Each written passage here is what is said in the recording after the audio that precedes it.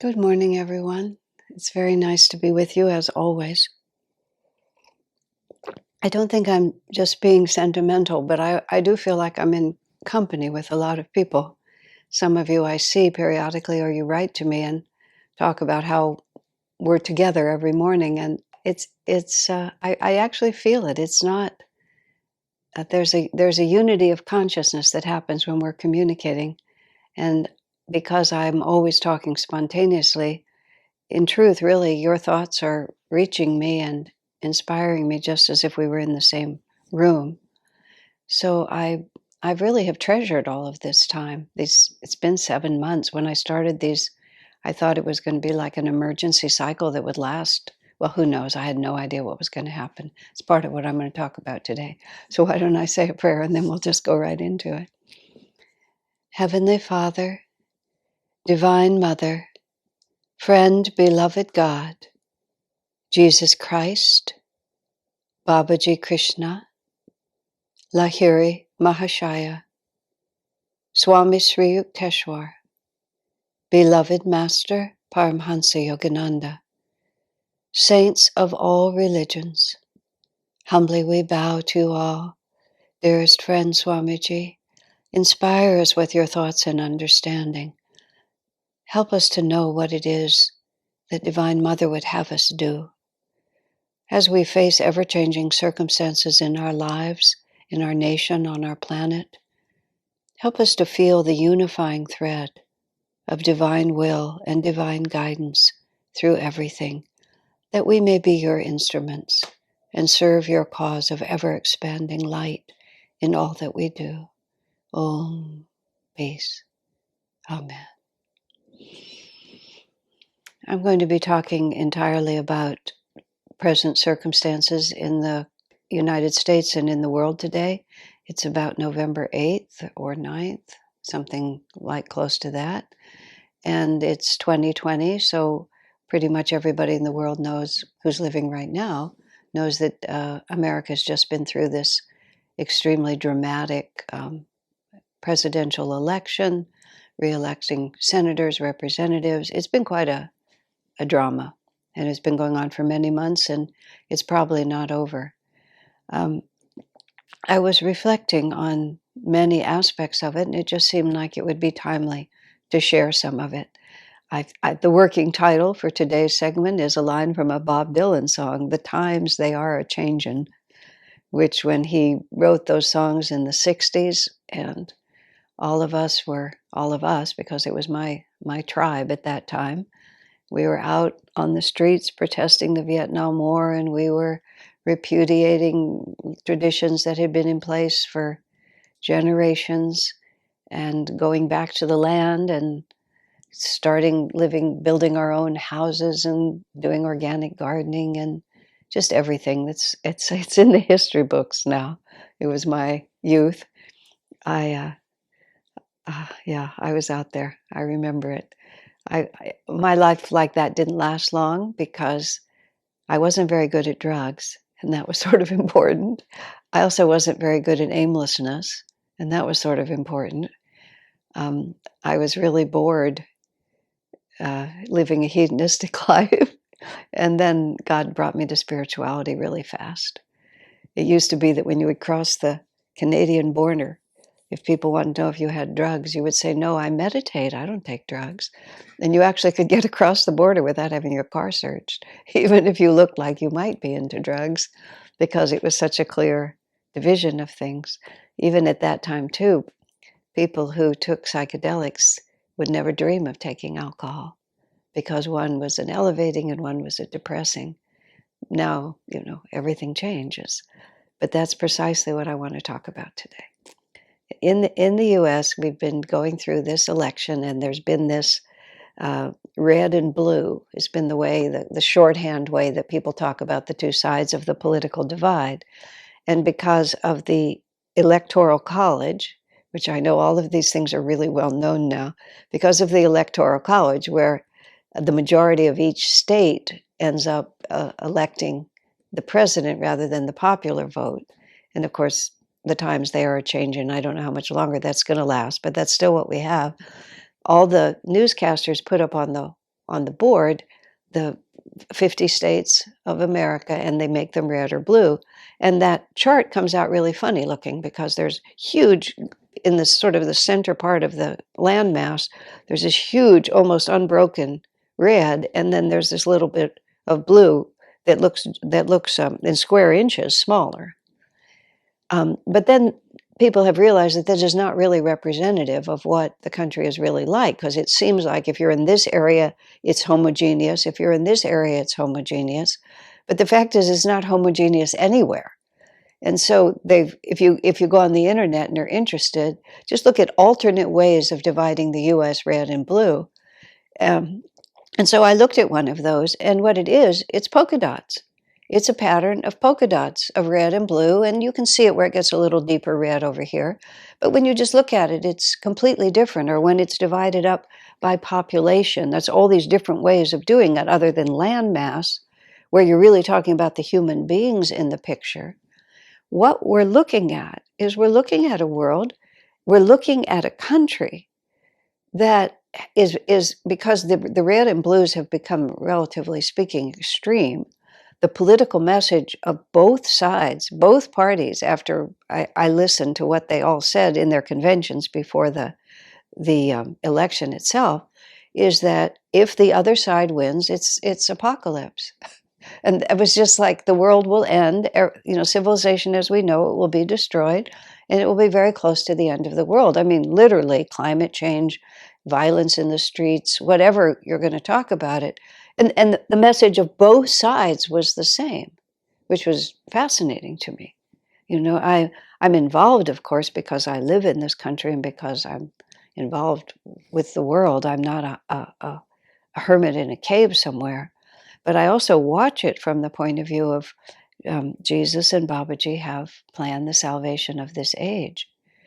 But what I really see happening, and let me think exactly how to say this, it's just like the times are really changing because we are moving from Kali Yuga into Dwapara. It's like the generation that goes through something like this, when you're going through it, it's very hard to see it as a historical trend. It was so amusing to me when somebody talked about studying the 1960s in school.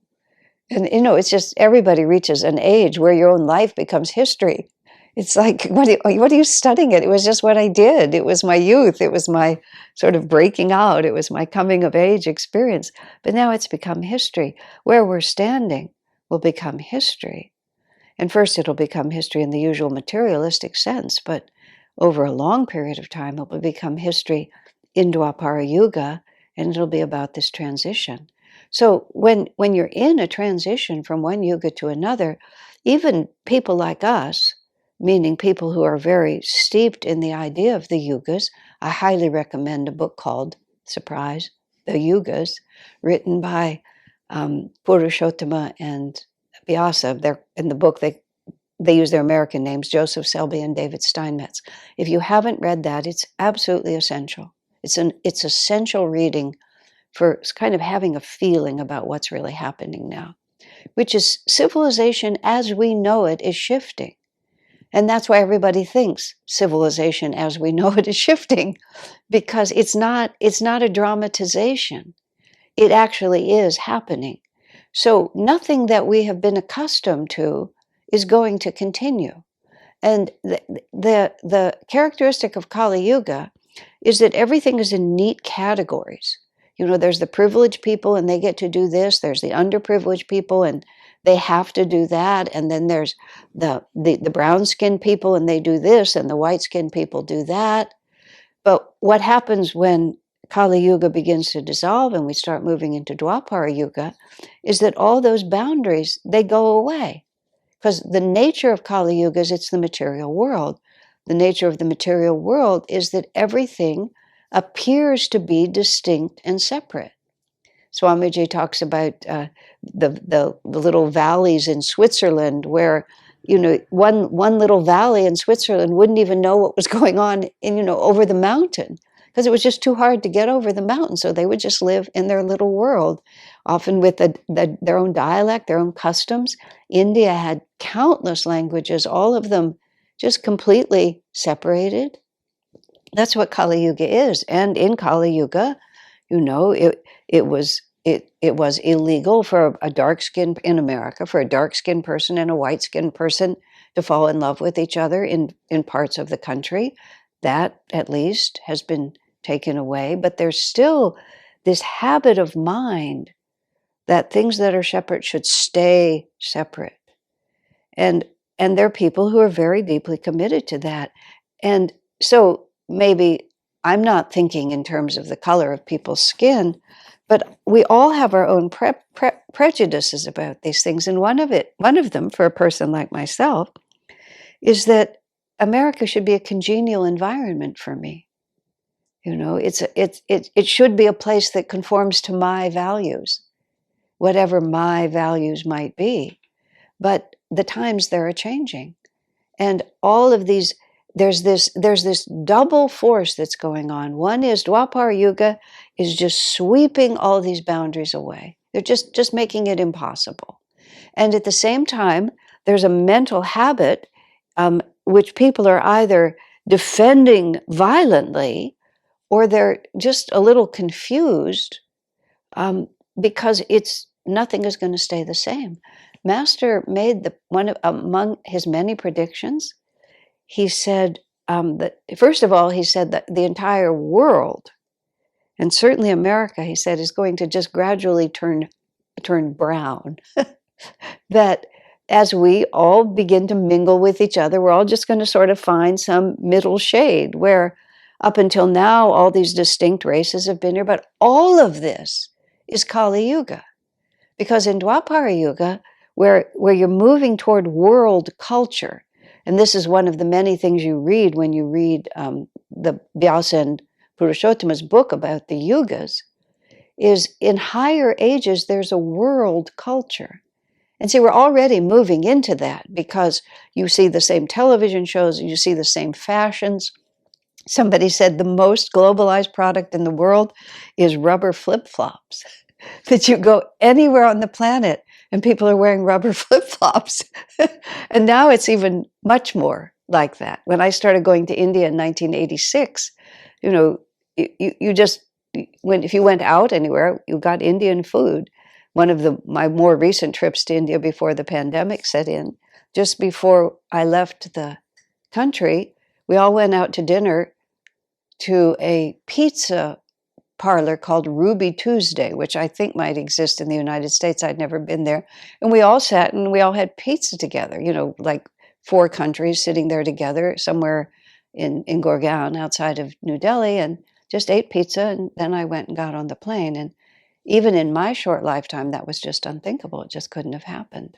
But already there we are, because we're moving into a world culture. So, of course, what happens in world culture is that people meet people from other cultures. And, oh, yes, of course, they fall in love. They marry. They produce these little combined children. They go from one of my, dark and light-skinned couple friends, she was vanilla and he was chocolate and the children were caramel. That's how they talked about their family, because that's just who they were. And they were very much at ease with it because they were living in a part of the country where it was easy to be like that. But you get a lot of caramel children, and pretty soon you have a caramel world. I have 2 friends from Finland. They were both happened to be at our temple one day at the same time. 2 young women of approximately the same age, both of them delicate, beautiful, blonde, blue-eyed. And, sometimes you get a little confused because they're both from Finland, but you weren't quite sure which was which. I mean, I knew them well enough to know. When I was talking to one and looking at the other, I said, "Does everyone in your country look like you?"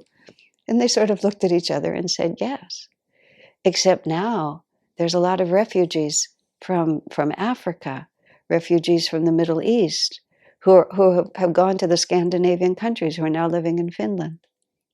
First generation, they'll be separated, but the children are going to go to school together, and guess what? They're going to fall in love. And in a generation or 2, you're going to look around Finland, and they're not all going to look like my 2 lady friends look now. And people are not going to be able to think in the same ways because there's so many influences. And right now in America, we are not blocks of this and blocks of that. We're a big polka dot country. And we're all going to have to really learn to live in an atmosphere where we don't all agree and where people's feelings are really, really strong, and it's likely could happen, where things could start getting very hostile, because this is just what's happening. The war of Krishna and Arjuna and that whole story, that was the same transition point going down, but it was a conflagration in which, just vast numbers of people were all had to exit the planet in order for the story to come forward. Now, I'm hoping that we don't have violence, but Master predicted that we would, that the earth itself would just get really mad at us for the way we've been treating it. So here's what I'm trying to say. Nothing is going back. Nothing is going back. It's not like now my candidate won, or now my candidate was defeated, and now everything's going back. It's never going back. I was reading at the time that Brexit happened in England, and actually it was in the election here in 2016, and the man writing it was a linguist, was a wordsmith, and he was talking about the power of language to convey the emotional picture you want that makes people think a certain thing is going to happen. So, and I'm no expert on this, but Britain had been part of the European Union for what, 40 years? A whole generation of people had built their life on this circumstance. But still, there was a group of people who didn't want things to change, wanted to keep it separate, wanted to be in charge, to have it be our same way. So they called it exit. They were going to exit from the European Union. And the writer, the wordsmith, was talking about exit implies you walk in the door and you walk out the door. And if you walk into a restaurant from the sidewalk, when you come out of the restaurants, it's the same sidewalk. It's the same scene. But when you walk into the European Union and come out 40 years later, you're not really exiting. And you're not going to open that door and be on the same sidewalk, because the entire world has moved. But calling it exit made it seem like we'll go out the same door we came in, and we'll go back into the same world. But we all everybody, all sides of the political spectrum, whatever color your skin or your politics, it really doesn't make any difference. Nothing is ever going to be the same. It's just because it's Dwapara Yuga rising, and everything that we are accustomed to thinking about, it's just gone. And the securities that we're used to, it's over. I'd never finished the sentence. Master predicted that eventually Boston would have a tropical climate and the people there would be dark-skinned. That's what he said. So that's just like a statement he makes. And if you believe Master's predictions, you have to start with that, and then you have to reverse engineer it. Like, how much is going to happen for that to actually be? When was he talking about? 100 years from now, 50 years from now, 10 years from now? We can see where the seeds are, and automatically in our minds, because it's different, there's this sense of sort of trying to hold on. And it's that trying to hold on that is really the problem. And yes, we may have to adjust. I am accustomed to living in an environment in a country and an environment that's very congenial to my way of thinking and to my way of doing things. Will it always be that way? I hope so, but I don't know. I ordered and was reading a book about Russian monks. I mentioned the book. It's Everyday Saints, and the author, his name is Tikhon, I think, Tikhon, Archimandrite Tikhon, or something close to that. It's quite an interesting book. I've totally enjoyed it. It's a contemporary book. He's lived in the last 40 or 50 years as an Orthodox monk in the Russian Orthodox Church. Some of the theology is not my theology, but it's all wonderful because they love God, and those are my friends. The people who love God, they can call it him or her or it, whatever they like. We're all on the same side. But part of the reason I read it, and I may have said this already, is because the Soviet Union was intensely uncongenial for a spiritually minded person for many, many years. And I wanted to know, how you live a deeply spiritual life in an uncongenial society. Uncongenial is a very mild word. How do you do it? Because I've never had to learn. So what if I have to learn? What if? And Master said that we would be persecuted. That we're not going to get off scot-free. What if I'm suddenly living in an uncongenial society, or we are all together, where food is harder to get, where money is not so easy to come by, where people express their political opinions in ways that can be harmful to other people, where prejudice, instead of just fading away, has a last gasp. As Swami said once, even a wounded dragon can still lash out with its tail. So, the election has passed. There's still controversy. The results that people are assuming today may in fact be overturned by the courts. It doesn't seem that there's a lot of ground to do it, but there may be a serious effort. Other efforts may be made.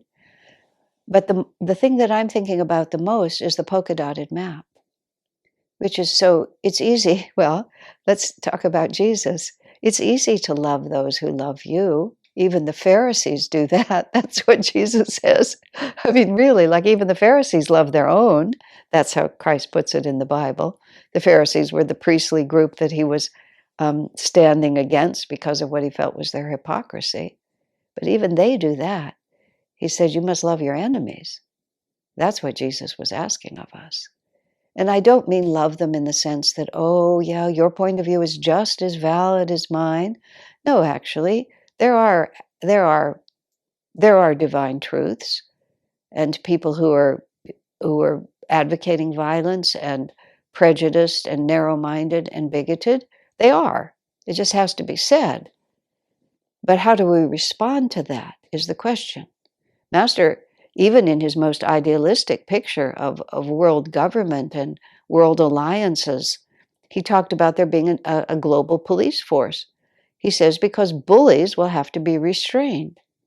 And that's an interesting way to think about it. And here's a really compelling, awful bit of news. War continues all the way through Dwapara Yuga. And in fact, Dwapara Yuga is considered to be one of the most insecure ages. So far from, oh, goody, we just get through, another decade or so, and then we're all home free. In Dwapara Yuga, man's technology is capable of obliterating any corner of the planet from any corner of the planet, and his moral compass is not strong enough, collectively, for him to have the good sense not to do it. So this is what we're moving into. Just the times are changing, and they're changing fast, and they're confusing. And so we need to be very careful not to cling to some little bit of flotsam that just rolls by, and we grab that log and think now we're safe. Maybe we are. I don't know what our individual karma is. Master says those who love God will be protected. In the context of talking about hard times, that's what he said. Those who love God will be protected. And I have talked about that. What does that actually mean? I don't know. But those who love God have the opportunity to use every circumstance to release our tiny, petty-minded idea of how the world is supposed to be. The world is supposed to be whatever the world is. And Divine Mother is going to just be playing it out. And the Swamiji gave a talk one day. I think it was just a talk. And he was because he speaks so many languages and has traveled in so many countries, he was talking about how the national attitudes are reflected in the accents and the way people speak and so on like that. And he was imitating various accents, and even in different parts, different people speak French in different ways. The way the Swiss speak French is different than they speak it in France because of their attitude toward life. And the basic American accent, Swami described, is outraged innocence, which I have always loved. We have this naive, marvelous, naive, positive attitude, but we're just, when things aren't going the way we think they should go, we have this outraged innocence sort of response. It cuts across all sides of the political spectrum. It's just marvelous. We used to joke about it a lot because it was such a perfectly apt way to be. But as devotees, we have to transcend, and now I'm speaking to American devotees who are those who are influenced enough by America to have picked up that quality. We have to get over that. We have a job to do. We have a really serious job to do here. And we're here to represent true Dwapara Yuga, which is to say there are values. However we define those values, they're true values. We must hold to our attunement to the divine. But even the Pharisees love the people who love them. We have to love everyone as a child of God and become extraordinarily the way I want to think about it is we have to be very much in the present, just very much in the present. Michael Singer wrote a best-selling book called The Surrender Experiment. And among the pithy advice that he gives in that very good book, he says, you have to let go of who you think you are. You have to let go of where you think you've been. And you have to let go of where you think you're going. Now, but that does not mean you give up your values or your relationship to God. It means that we have to just be in the inner reality and get over our outraged innocence and be just extremely interested right now in this moment, irregardless of what I thought of before. What is being asked of me? What is the appropriate divine response? How can I be an instrument of light? It's really, nothing has really changed. It's just that circumstances are unpredictable. We have all the climate change. I don't have to enumerate it for all of you. You're all perfectly aware of it. But I was really feeling when I was thinking about it, especially when I saw that polka dot map, oh, it's just different. It's just completely different. I remember being 18, trying to explain to my father why I was never really going to enter the world that he'd made his life in. He was sentimental as parents can be, and I was just, starting out my adult life, and he liked me. He was hoping that I would sort of somehow, follow the path and hang around where he was for longer than just my childhood, which was not my destiny. But I also remember just trying to explain to him the times they're a-Changin. I didn't sing a Dylan song to him because it wasn't really appropriate, but I could feel it that they were. But see, now I'm on the other side of it, so to speak. But the times are still really changing in an accelerated way. Boston will have a tropical climate and the people will be dark-skinned. I sort of hold that out in front of me. Like Swamiji used to read the end of a novel before he would decide whether to buy it or not, because he wouldn't buy a book that had a sad ending. As he said, too much sadness in my life. I don't need to read fiction like that. Sir, doesn't it spoil the story? No, he said. As a writer, I'm interested to see how the writer is going to get us there. So Master said times of turmoil, and then he did actually say an interlude of several hundred years of peace, because people will be very sick of violence. Of course, I said also Dwapara is an insecure age, so I don't know, but Master said there would be a time of peace after a time of turmoil. So, Boston will be tropical and people will be dark-skinned. The whole world's going to turn brown. One language, one culture. I wonder how God's going to get us there. And that's the attitude we have to have. And then we have to ask also, how can I help Divine Mother? How can I help Babaji and Jesus? And how can I exhale and let go of everything that I expected so I can find out what Divine Mother really has in mind for me? So these are the things that have been roiling around in my mind. And I hope in some way just my reflection of all of that will help all of us move together in harmony in the Spirit of God to wherever it is that He wants to take us. Because where else would we want to be? So do we go kicking and screaming in tones of outraged innocence? Or do we become interested in how this story is going to unfold day by day? And in each moment, surrender as much as we are able to the needs of the time without feeling compelled to cling to the past or be frightful of the future. Just step by step in this moment with Divine Mother. That's always been true, but in uncertain times, even more so. So, my friends, God bless you.